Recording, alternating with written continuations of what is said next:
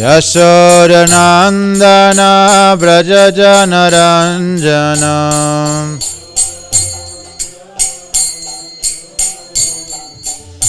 Yashodanandana Brajajanaranjana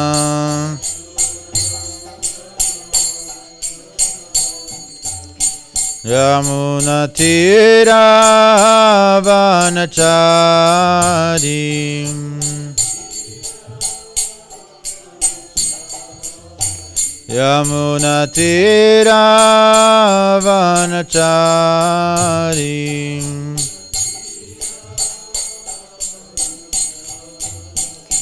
Jaya Radha Madhava Kunja Bihari Jaya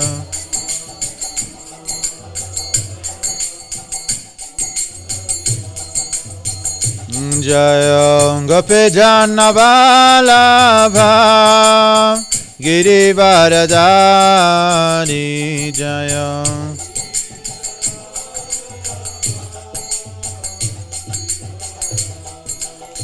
Yasharanandana Brajajanaranjana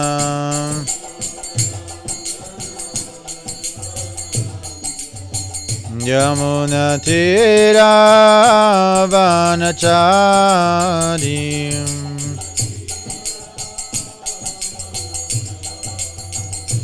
Hare Krishna Krishna Krishna Hare Hare Hare Rama Rama Rama Hare Hare Hare Krishna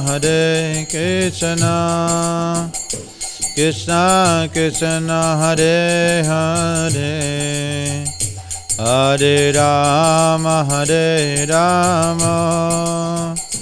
Rama Rama Hare Hare Hare Krishna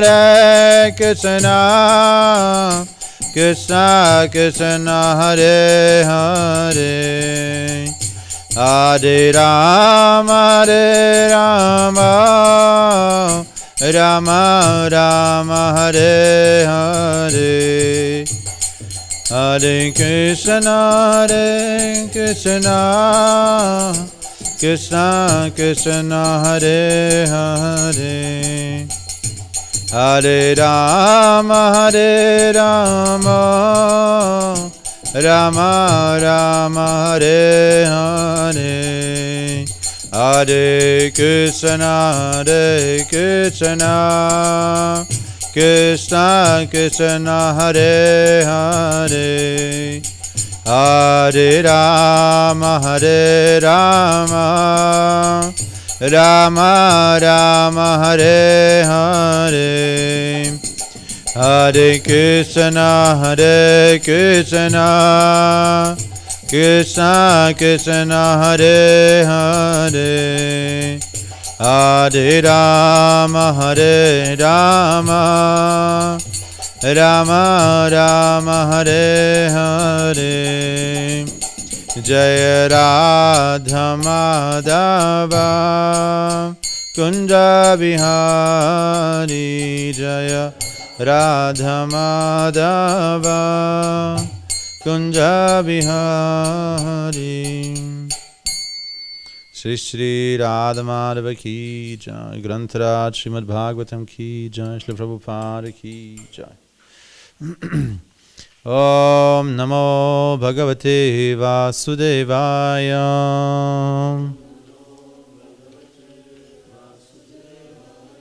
Om Namo Bhagavate Vasudevaya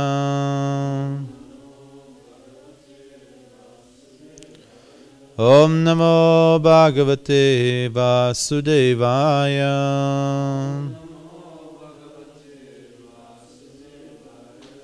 Narayanam Namaskritya Naram Chaiva Narottamam Devim Saraswatim Vyasa Tato Jayamudhirayet Bevor man das Śrīmad-Bhāgavatam vorliest, sollte man Narayana Rishis, den höchsten menschlichen Wesen, der höchsten Persönlichkeit Gottes, der Göttin Saraswati und Sri Vyasadeva, dem Verfasser dieser Schrift, seine Ehrerbietung darbringen.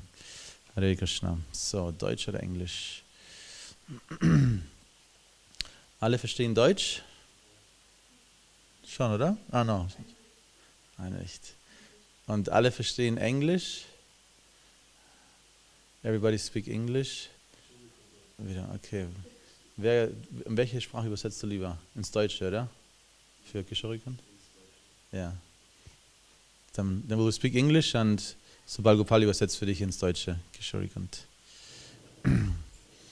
So we're reading from the Śrīmad-Bhāgavatam, Canto 4. Hoppala.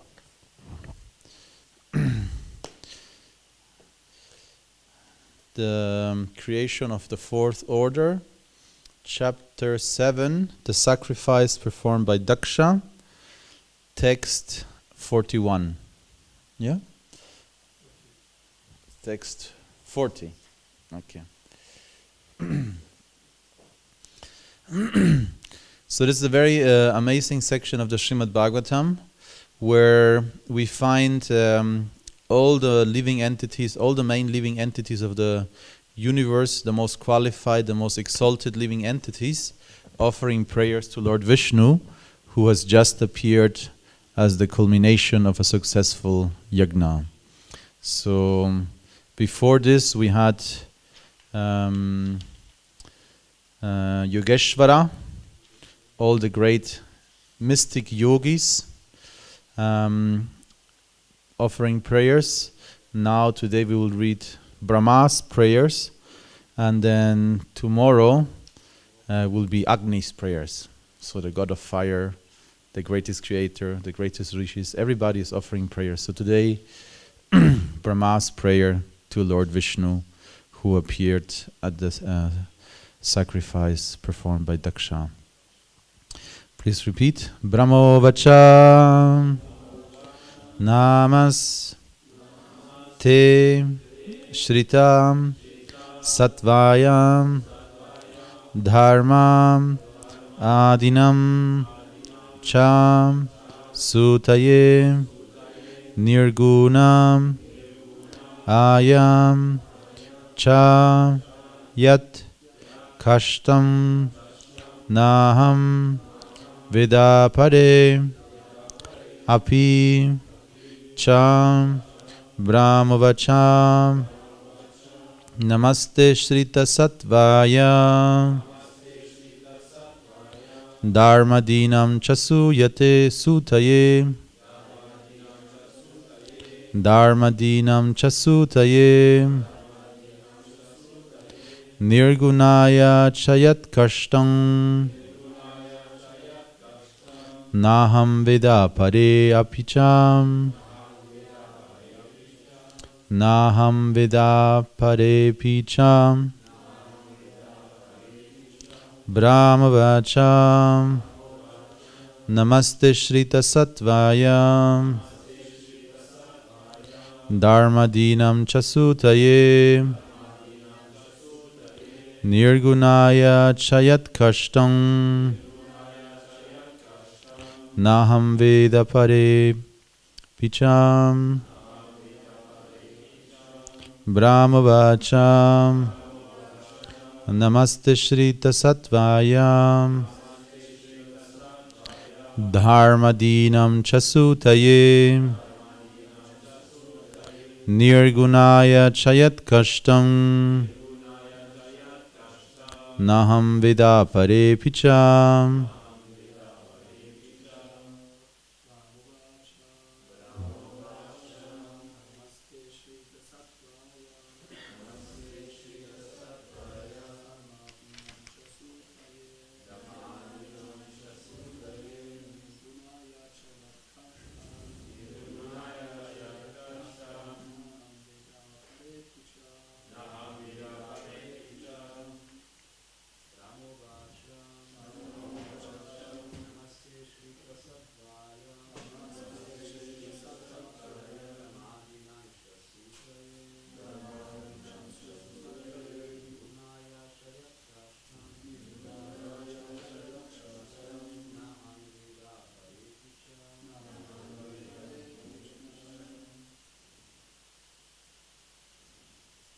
Ladies?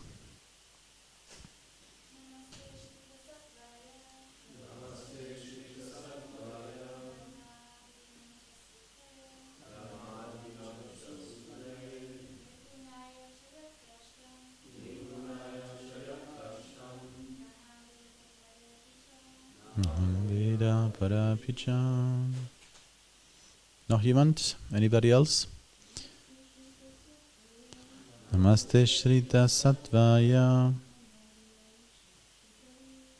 Adinam Sasutaye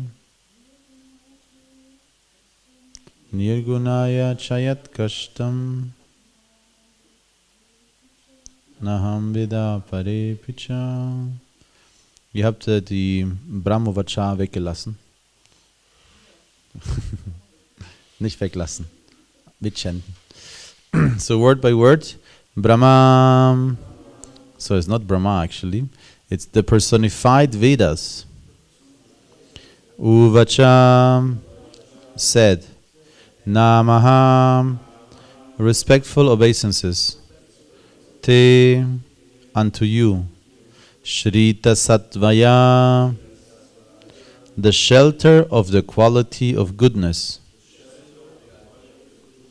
Dharma Adinam, of all religion, austerity and penance. Cha and Sutaye, the source. Nirgunaya, transcendental to material qualities. Cha and Yat, of whom, of the Supreme Lord. Kashtam, the situation. Nam, not. Aham, I. Veda, no. Apare, others. Api, certainly. Cha, and. Translation and purport by His Divine Grace, A.C. Bhaktivedanta Swami Srila Prabhupada Ki Jai. The personified Vedas said, we offer our respectful obeisances unto you, the Lord, the shelter of the quality of goodness, and therefore the source of all religion, austerity and penance. For you are transcendental to all material qualities, and no one knows you or your actual situation.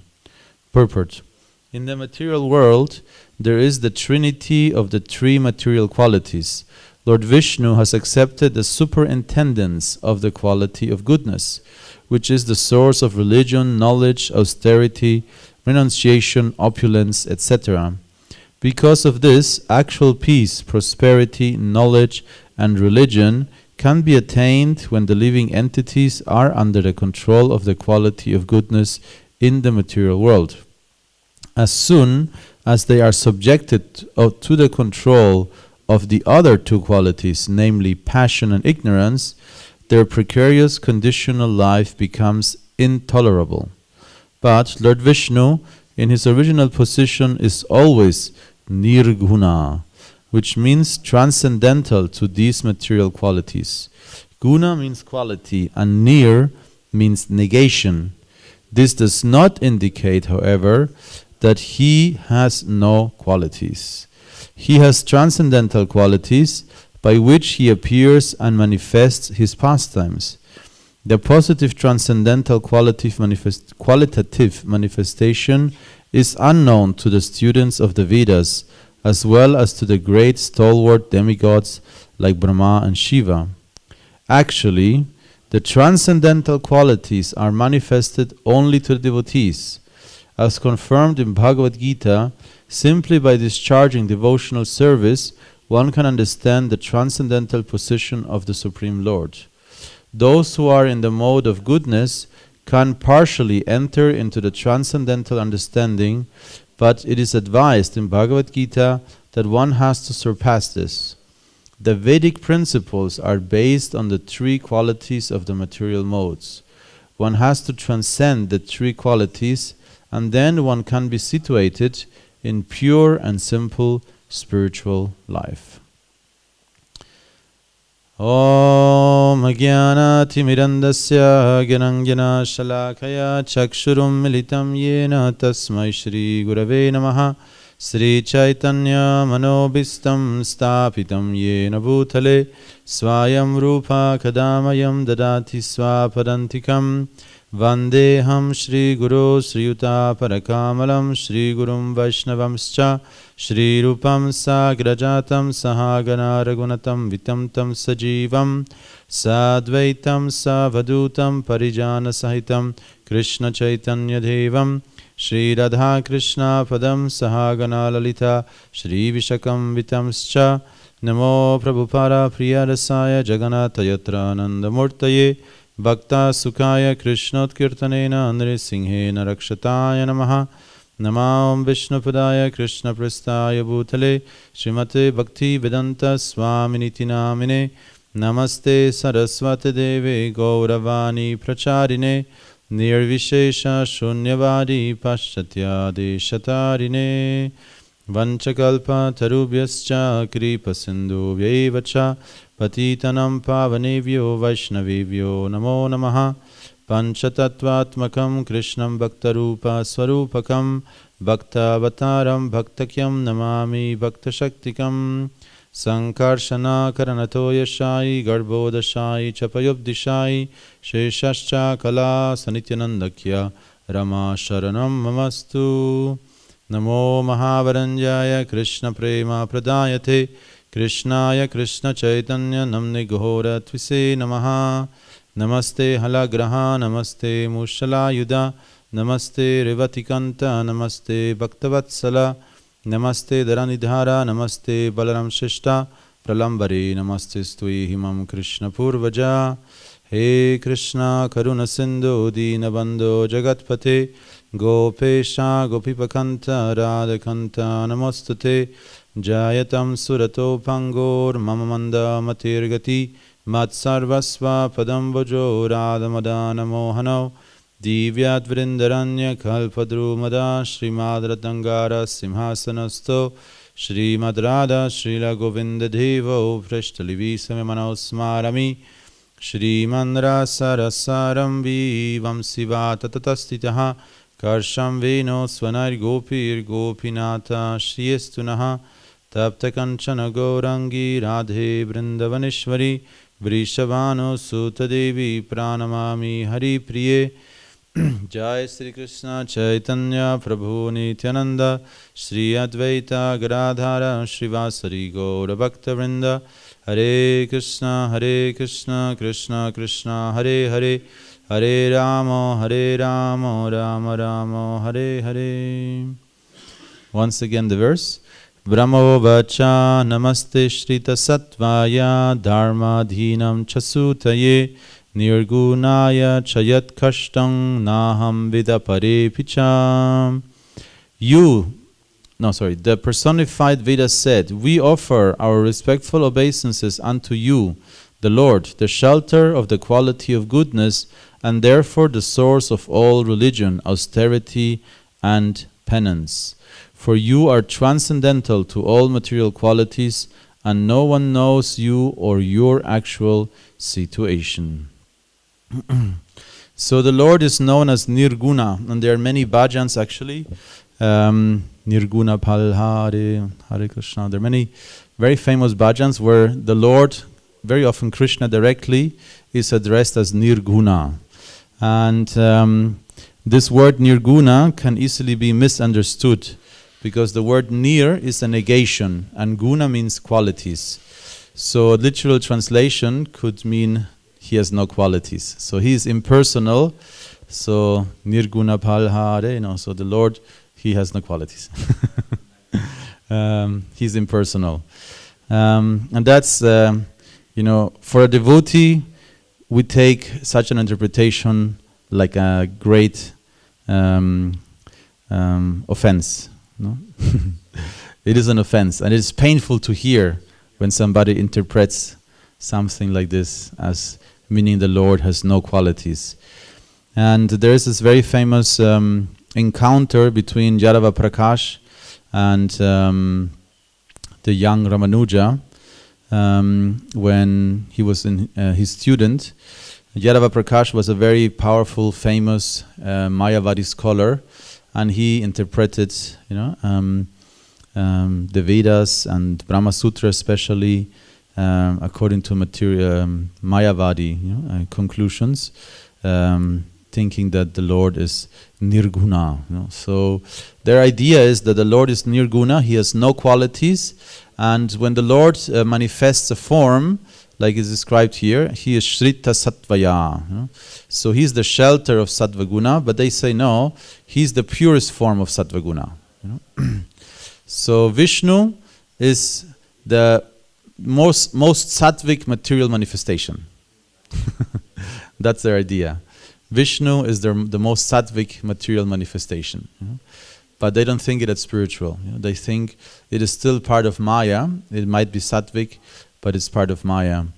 So in order to detach from the, because that's their idea, they want to detach from everything. So they think they have to become detached of Vishnu as well. So whenever there's some glorification of Vishnu, or the lotus feet of Vishnu, like when you do Achamana, we chant Om Tad Vishnu Paramam Padam Sada Pashyanti Sreyo Divivat Chakshur Atatam Tad Viprasa Vipanyo Yariyangsa Samindate Vishnu Yat Paramam Padam. So the lotus feet of Vishnu are like the sun, floating as a transcendental reality, and they're shining light in our conditioned situation. So this is a very famous Vedic mantra, and they think that this is still some form of material attachment. So then Yadava Prakash compared the lotus feet of Vishnu to the backside of a monkey. Horrible, but that's what he did. This is the tendency of a Mayavadi. That's what they tend. They try to denigrate, and literally then also offend Lord Vishnu. And at that point, when he was making this interpretation, young Ramanujacharya was massaging the legs of his spiritual master, Yadava Prakash. And Ramanuja started boiling and cooking inside, And he started crying, and it says his tears were burning hot. So then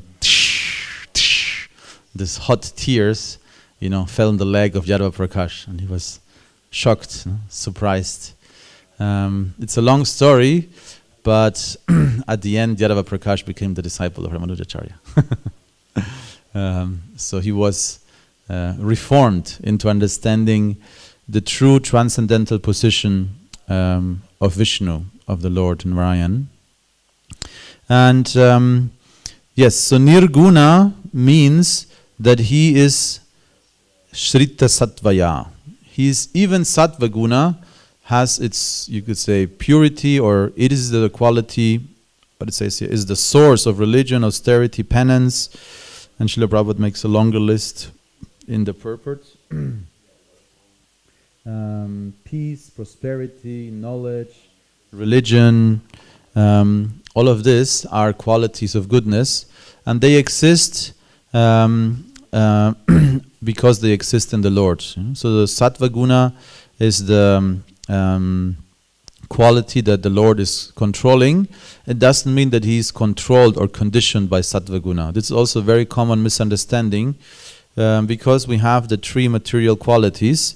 The trinity of these three qualities is also controlled by the trinity of the Guna avatars. So we have Brahma, Shiva and Vishnu. And many people, when they try to understand Hinduism, they say, they have three main gods, Brahma, Shiva, Vishnu. So, but of course, Brahma, Shiva, Vishnu are the Guna avatars, have a very specific, you could say, duty or a specific area of control. In any situation, these three divinities are the superintendents of those qualities. They are not conditioned by that quality. So we should not think that Lord Shiva is in the mode of ignorance. He is in charge of the mode of ignorance. In a similar way, Lord Vishnu, he is the superintendent. It's a really cool word. Superintendent. Sounds like some official position in a police station. Nrsimhadeva Bhagavan ki jai. So superintendent means he's in charge. So he's controlling the mode of goodness.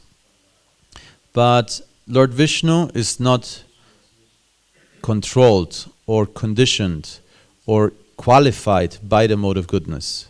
The mode of goodness takes shelter or derives all its good qualities from Lord Vishnu. Lord Vishnu is nirguna, meaning no qualities.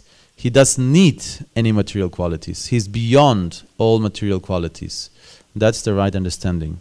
And Krishna makes this very clear in the Bhagavad Gita when he says, Daiviyesha gunamai, no, Janma karma chame divyam. Janma karma chame divyam. Janma, my birth, karma, all my activities, chame, my activities, divyam, they are transcendental. And somebody who just simply understands the quality of his birth and his activities will also become transcendental, will never have to be born again in this world. So this is the position of the Lord actually, that he is transcendental, beyond material qualities. And there's one section here I want to read again. Let's see if I find it.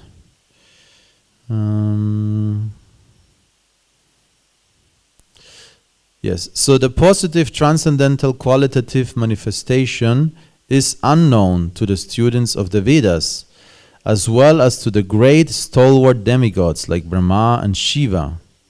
Actually, the transcendental qualities are manifested only to the devotees. So that's a very interesting, maybe confusing statement also, because Brahma and Shiva are also listed there as not fully understanding the positive, transcendental, qualitative manifestation of the Lord. It's unknown to the Vedas, and unknown as well to the great stalwart demigods like Brahma and Shiva. Because this is what the Vedas are saying here at the end. Naham vida pare picha. That you are transcendental to all material qualities and no one knows you or your actual situation. No one knows you or your actual situation. So it's very important that we do not make the great mistake also ourselves to think we know. If the Vedas don't know, if Brahma doesn't know, and Shiva doesn't know, then who knows? Because the quality and the grandeur of the Lord is so immense, it's impossible to conceive with our material brains, material intelligence, material senses. And of course, therefore, many people draw the wrong conclusion, because it is true. The Lord is incomprehensible. He's so amazing. He's so big, so powerful, all-pervasive, all-knowing, all-present. Eternal, always. He never forgot anything. Since time immemorial. It's inconceivable for our brains. Therefore, some people say, "Oh yeah, he has no form." Makes sense, because anybody who has a form, anybody we know who has a form, is always forgetting, is always making mistakes, This person has too big nose, this person is a little bit hunchback, this person is walking a little bit like this person has teeth like this, and all kinds of diseases related to the body, So how can you limit, this supreme, powerful consciousness into one body, That's the doubt, and the logic behind it. So they say, no, the Lord is no form, Don't make an image of God, And some Semitic traditions, especially, Islam and also Christianity to some extent take this very seriously, and they become iconoclastic. It means they destroy any icon they can find. Any deity, any form they can find, if they see it, they think this is an aparada, and they destroy it. So Islam destroyed so many temples in India, and still some temples that survive, you will see, you go to the temples, and all the faces will be smashed. So that's called iconoclastic. Iconoclasm. You destroy all the icons. But that's the wrong conclusion. The right conclusion is that we can attempt to, describe. We can attempt to even depict the Lord within matter, as a deity and as a painting, or even, verses describing the Lord, while at the same time we are conscious that, of course, He's much more beautiful. We don't think Lord Nrsimhadev or Lord Krishna looks exactly like in the painting. This is to give us some idea. And the devotee who has a pure love for Krishna, just by seeing a small hint, he can have a deep experience of Krishna already. And there's this very amazing example and story of this Brahmana in Jagannath Puri, who had a very dutiful wife who was cooking every day rice with dal makhani for him. So dal makhani is black dal. So this is rice, and she would put the rice in the plate, and then she would put dal makhani, the black dal, in the middle. So he had like this white circle with the black, dal in the middle. And whenever she served this, he would fall in ecstasy, fall in ecstasy and start rolling on the ground, And his wife was very confused, like, you don't like my food, Yeah. And she was very confused. That's a really funny story. But the point was that then at one point she was so confused that her husband always, is not properly eating, falling on the ground whenever she's serving this food. So she asked some devotee to try to figure out, or there's a guru, I'm not sure anymore. But you could say solution for this mystery was that he was such a pure devotee, this Brahmana. Whenever he saw the rice, it was like, okay, rice. And then the dal came, and then he saw the eyes of Jagannath, and he fell in ecstasy. So for him, this rice with dal was the deity, He saw Jagannath there and was in ecstasy straight away. So therefore we can imagine if we make, if we fashion a deity according to the descriptions of the scriptures, even of course our material ability to depict the Lord is not perfect, it will remind us of the Lord, And ultimately it's one of the forms of the Lord. This is the most important understanding. It's Arka Vigraha, Arka Avatar. So is one avatar the Lord has taken, The Lord has many forms, and this is one form also, The Lord is fully present there. So we should also not think that this is just a representation, In one sense, you could say the deity is a vessel, where the Lord can be approached. And sometimes Srila Prabhupada describes deity worship as like the, what do you call it? Generalprobe. Yeah, but Generalprobe. Also not nicht irgendeine Probe, aber die Generalprobe. Eine Premiere ist schon nach der Generalprobe. Basically the last rehearsal before you perform, When you're performing a theater, before the theater everybody is getting dressed, and then they do a last rehearsal. Okay, you remember this line, this line, this line. Okay, we know. Okay, let's go, and then you go on stage. So Srila Prabhupada described deity worship as the general, the last rehearsal before actually serving Krishna directly,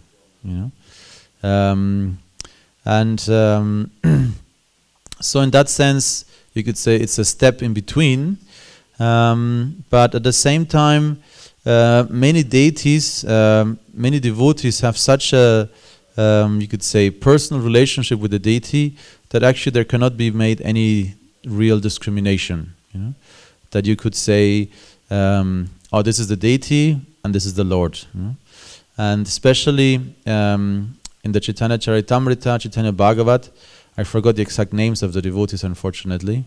But there are a few stories like this, and some in the Chaitanya Charitamrita, where Chaitanya Mahaprabhu,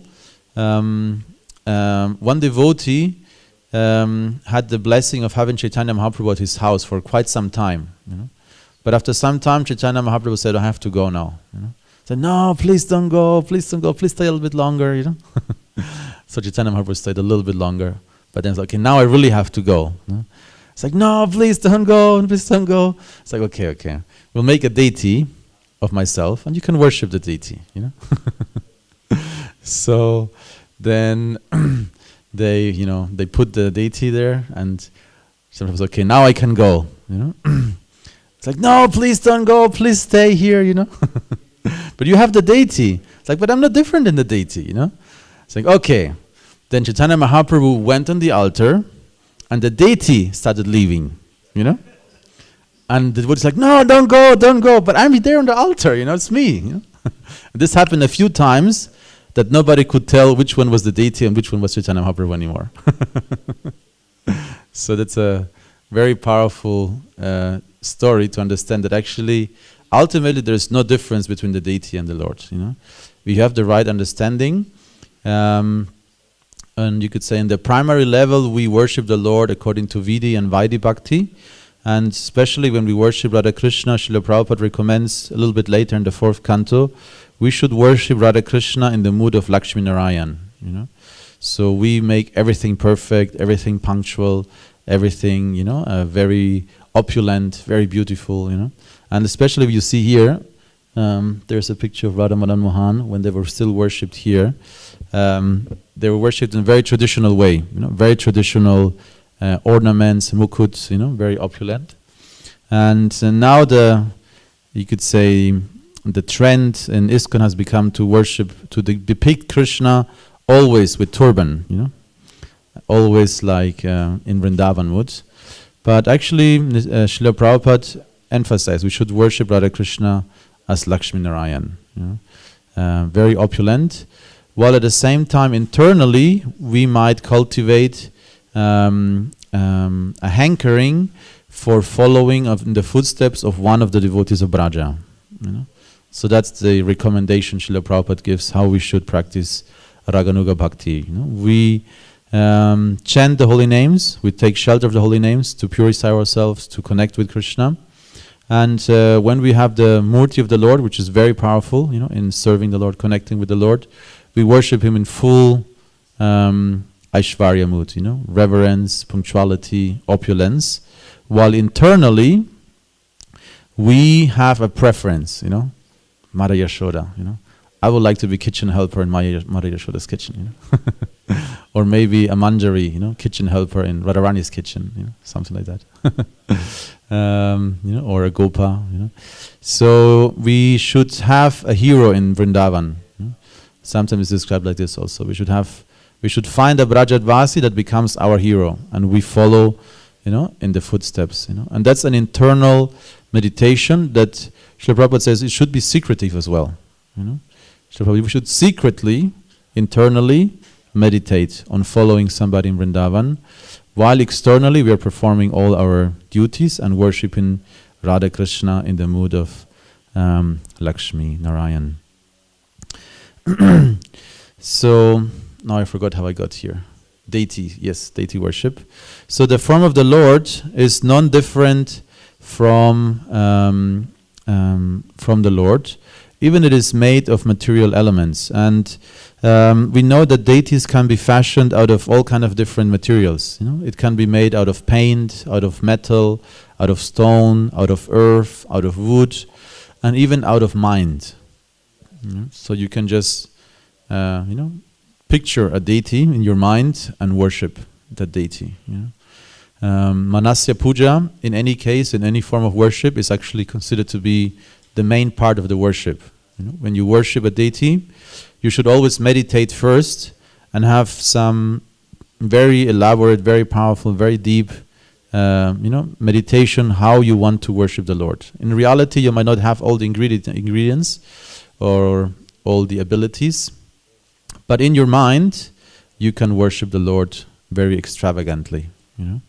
And there is this amazing story in South India about this Brahmana who was doing his Manasya Puja, every day. And at the same time, a king, and this Brahmana was doing this Manasya Puja for many, many, many years, so his Manasya Puja was very elaborate, very, very, very complete, So the king had a dream, and the dream was that in this area of his kingdom, there will be a huge temple inauguration, very soon, So he took his entire, it was so real, he thought, I have to go there, I have to attend this, inauguration ceremony of this temple. So he took, his entire army and, all his followers, and, they started going in that direction, And then they arrived, at this area, and there was nothing, No temple, no people, Where's the temple, And the king was so sure, he was so confused, And everybody was like, no, maybe our king is going crazy, maybe, There's a few stories of kings going crazy for Krishna in South India. But this king was so sure, so he started searching and looking and searching until he found this Brahmana, And that day was the inauguration of his temple. So in his Manasya Puja, he had built a temple over many years, So he was worshipping first his deity, in his mind. And then he started, collecting items and constructing. And it took him many years because he really built a temple in his Manasya Puja. And it was so powerful that the king himself came for the inauguration. So, like that, Manasya Puja is very powerful. Another story like this is King Kulashekar. We have the lotus feet, or the Shatari, Shatari, which we get on our heads. So this was introduced by King Kulashekar, because King Kulashekar did not want to have, he didn't think he's the king. He said, actually, the Lord is the king, So he put the shoes of the Lord on his crown, and since then it has become, common to have it's basically the crown of King Kulashekar. So King Kulashekar was a great devotee. We know this very famous verse, of course. How does it go? Pada pankaja pankajantram. Yes.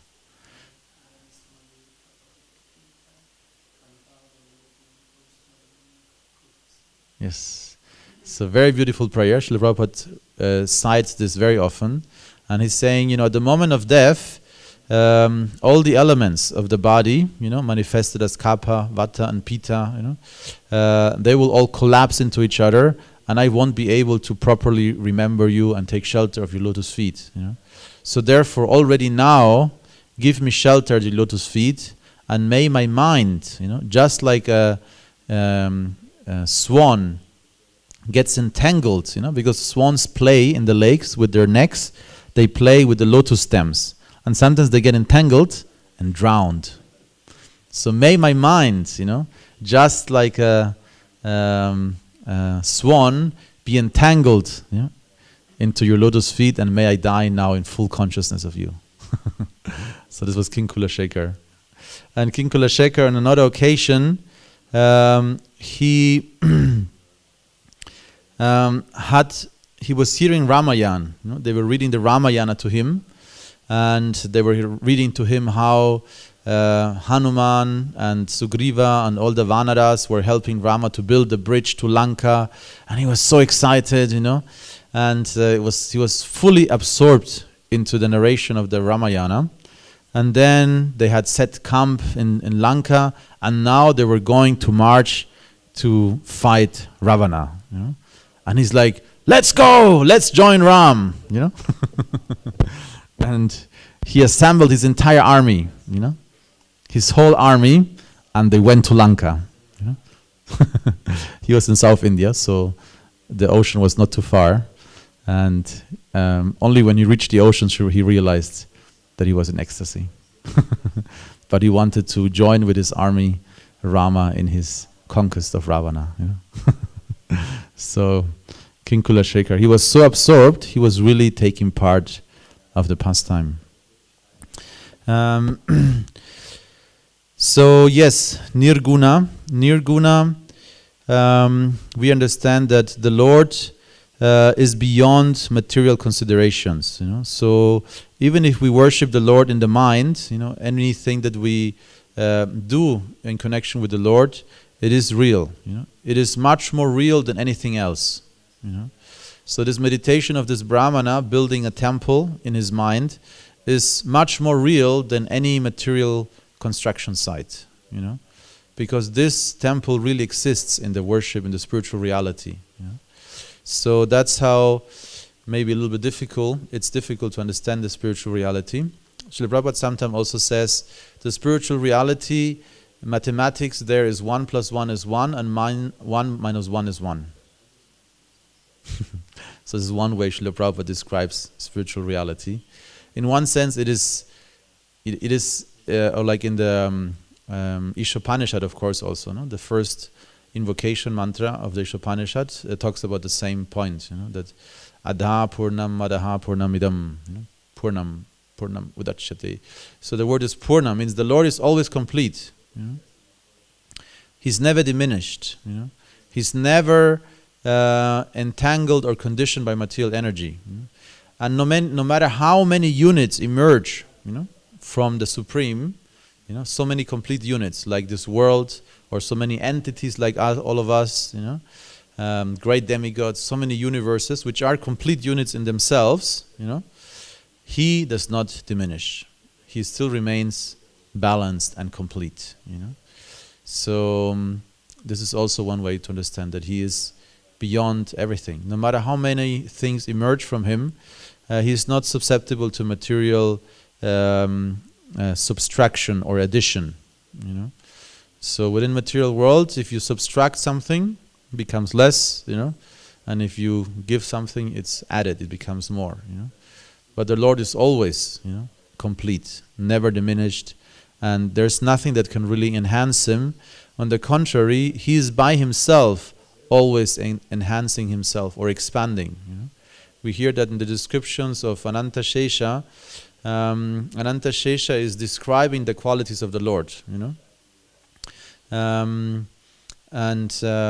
This is the meaning of Nirguna, like Prabhupada says, positive, transcendental, qualitative manifestations.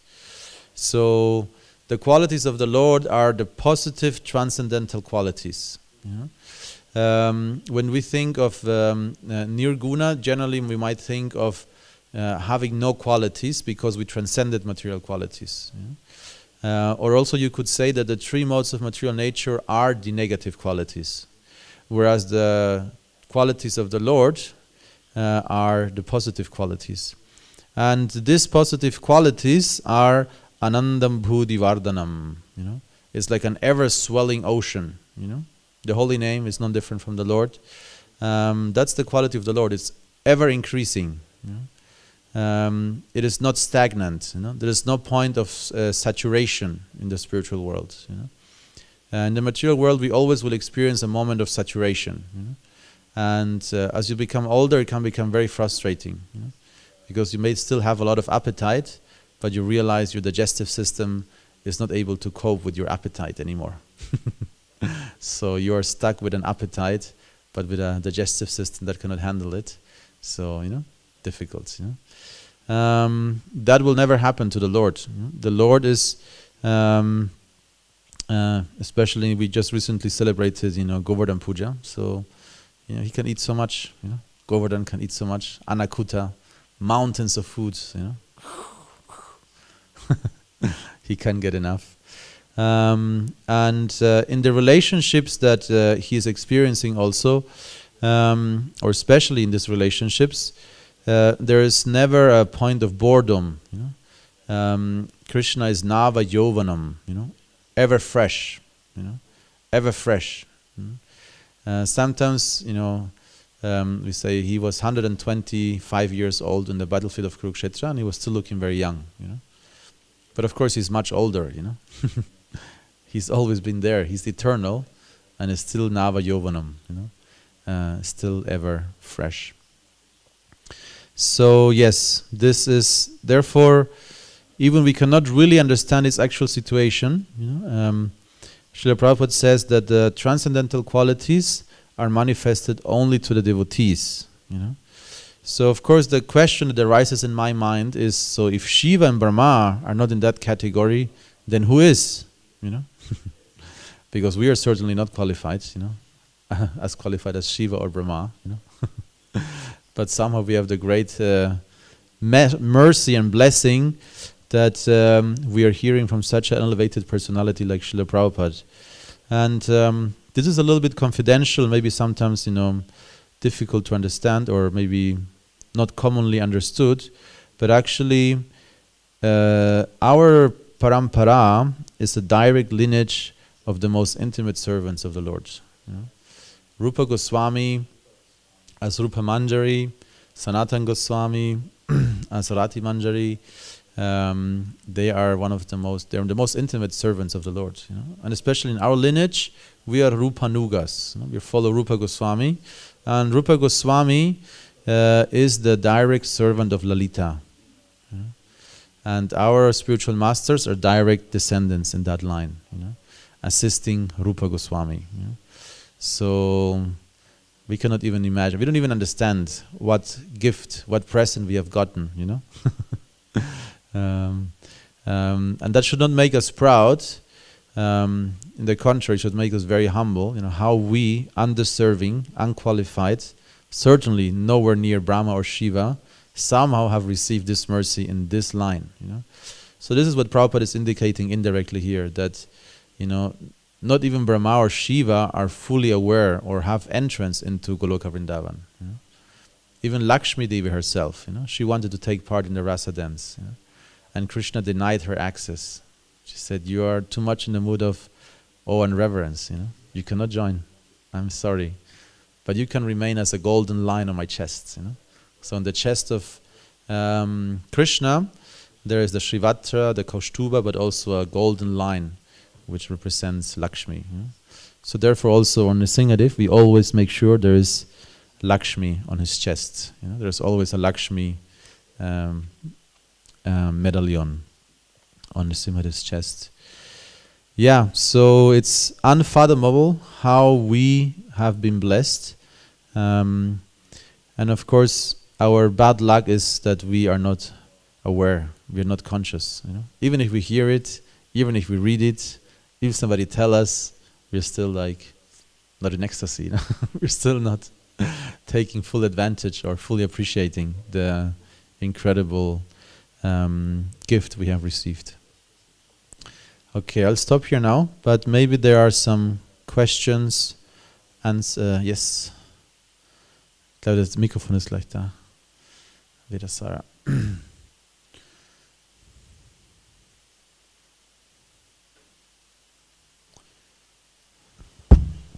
Hare Krishna, Govinda, Prabhu, vielen Dank für die nice Lecture. Meine Frage ist, du hast vorhin gesagt, dass wir in Awe und Reverence sozusagen Krishna verehren sollten, yes, aber darüber meditieren, wie wir sozusagen einem Vrishbasi folgen, oder? Mhm. Und meine Frage ist, wie finden wir raus, welchen Vrishbasi wir verehren? Kommt es vom Guru? Kommt es so natürlich von innen oder muss man danach aktiv suchen? Wie ist da der Prozess? Das interessiert mich. Ja, ja, sehr interessant. Ich kann die Stelle nochmal raussuchen. Ich weiß sie jetzt leider nicht mehr auswendig. Also in English again. So his question, du hast Deutsch gesprochen, oder? Yeah. So his question was, how do we know which resident of Vrindavan, or how we know from whom we know, from the Guru, or how do we find out which resident of Vrindavan we should follow? You know? And I mentioned this quote from Srila Prabhupada, so I can find, I don't know it like word by word, memorized, but Srila Prabhupada emphasizes in 2-3 sections in that area. I think it's in the story of Prithu Maharaj, if I remember correctly. And he emphasizes the word secret. You know, because generally there is the idea of Siddha Pranali, you know, in our Sampradaya. So Siddha Pranali means the spiritual master can tell you which sadhana, which resident of Vrindavan you should follow. You know? In one sense, maybe even the spiritual master might be able to see who you are in the spiritual world, and then he will tell you. You know, like Kadambakana Maharaj always used to speak about it. You know, it's like maybe I'm a peacock in the spiritual world because my name is Peter Cock. So peacock. And then, you know, every morning, you know, before you do your japa, you go on the roof of the temple and you do wow, wow. And Maharaj used to take his jacket and lift it, you know.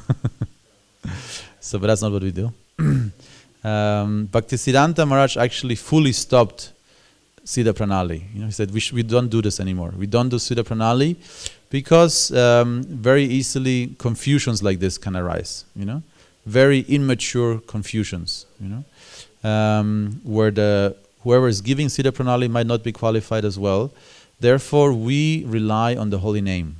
You know, especially. You know, so I've seen a few times disciples trying to ask the spiritual master. You know, maybe you can tell me. And all the spiritual masters, they always say, you have to chant the holy name. You know, if you have a qualified spiritual master, of course, the spiritual master could tell you, you know, what sadhana he could directly engage you, you know, in the service. You know, but we rely on the spiritual, on the holy name. You know? And there's this famous verse in the Chaitanya Charitamrita where it says, all you need is the holy name. And interestingly there, Srila Prabhupada in the purport is quoting so many verses why the spiritual master is also very important. Because that's the other, you could say, pitfall, that we think, I don't need a spiritual master, I'll just chant the holy name. But it's a combination, you know. The spiritual master gives us blessings, gives us, you know, very practical sadhana, you know, gives us also the holy name itself. You know, we get Harinam initiation, and we should never, you know, overstep the guidance of the spiritual master. But in this purport, Prabhupada is very, very clear. He says, secretly, you will feel an attraction to one of the residents of Vrindavan. And this attraction you should cultivate internally, you know. And it might change also, you know. You study, it might change. It's not like, oh no, I already decided for this camp, now I can't change anymore to the Gopi camp, you know. So it is secret and it is internal, and we rely on the holy name for it to become more and more manifested, you know. And also, in this connection, it's very important. Srila Prabhupada emphasizes a few times, and it's also mentioned here. Let me see if I find it.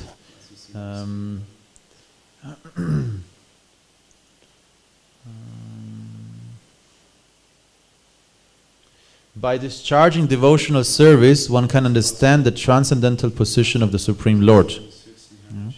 So by discharging devotional service, and more specifically, also there is a quote Srila Prabhupada gives, that by worshipping the form of the Lord with full attention, decorating the Lord, you know, with garlands, with ornaments, with beautiful fabrics, by decorating the form of the Lord, all the conclusions and meaning of the Vedas will be revealed from within.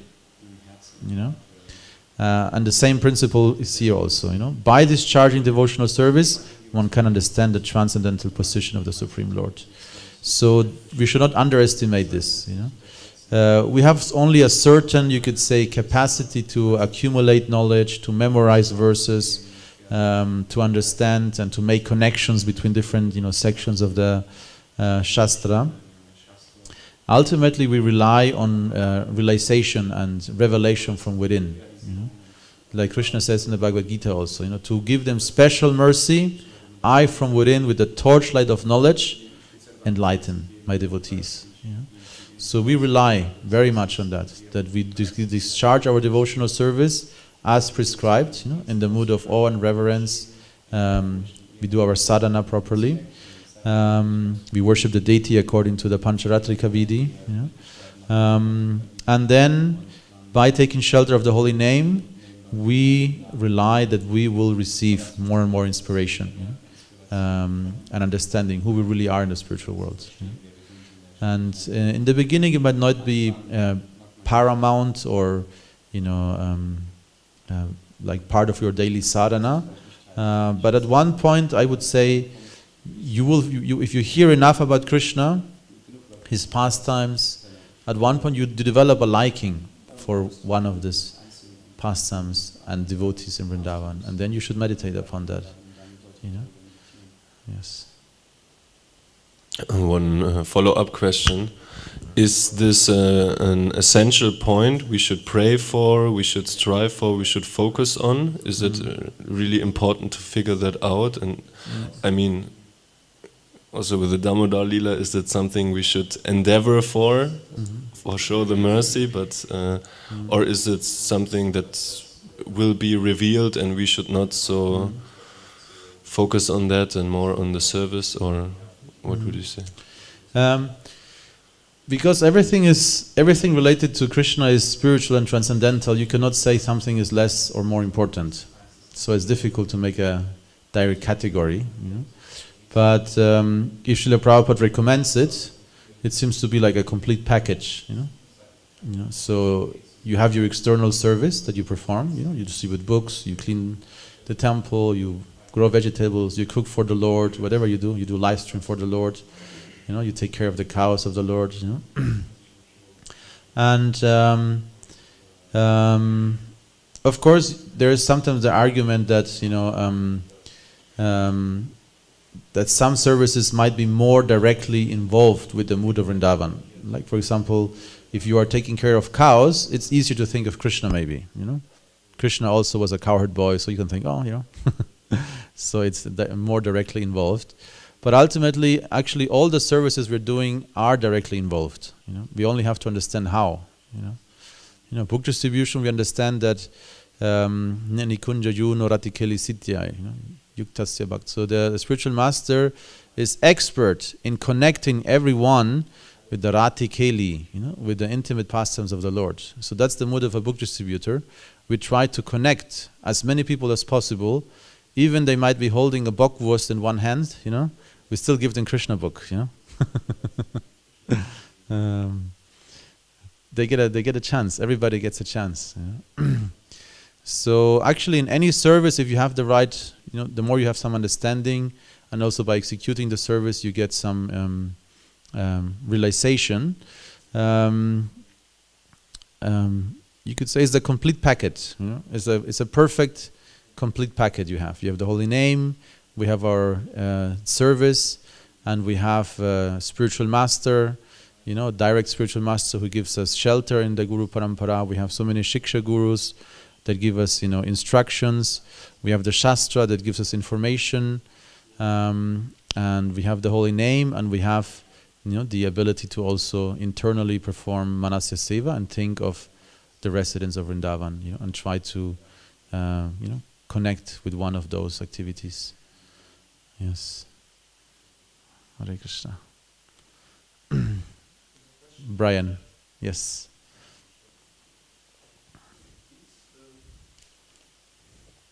Is the worship in the mind also recommended without initiation?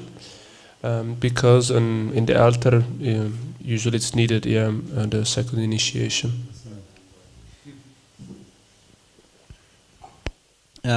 It is Prabhupada describes very often how if you appreciate the activities of a devotee in your mind, you get the same benefit of that devotee.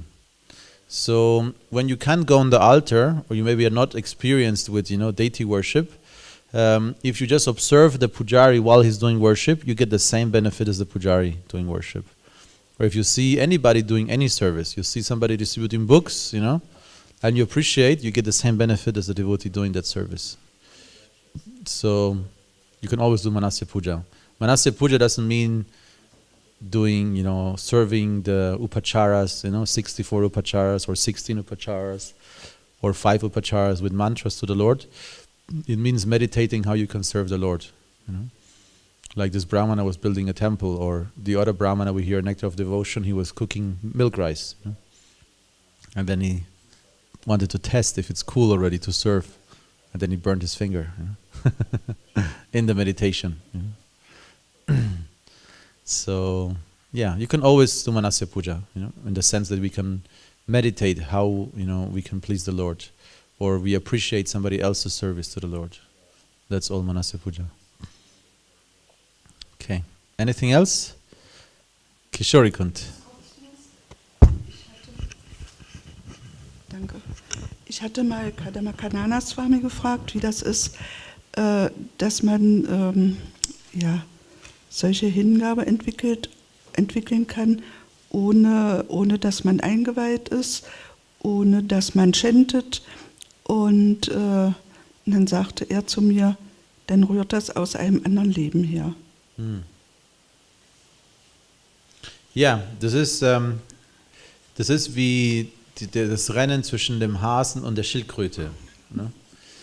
So, der Hase und die Schildkröte haben I'll do English again. So the question is, how do we, she asked Ramakana Maharaj, and how somebody might maybe be able to make a lot of progress very fast, and it must be coming from a previous life.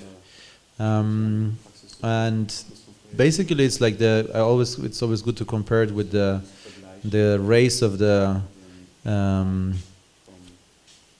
rabbit, turtle and the rabbit, you know. And the turtle has no chance against the rabbit, but the rabbit becomes proud because he thinks he's very capable, and then takes a nap, you know. And then he falls asleep so deep that in the meantime the steady turtle reached the goal before him. You know?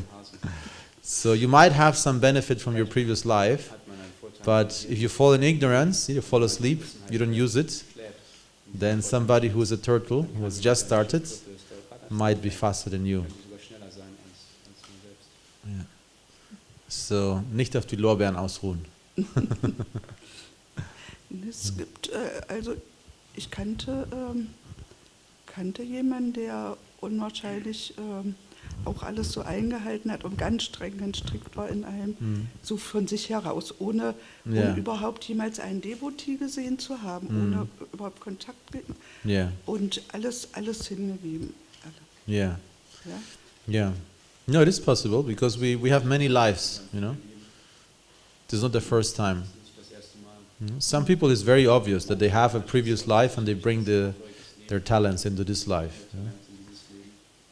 For some people, it's very easy. You know, they come to the temple. We had this family in Berlin, a whole family. They were from Syria.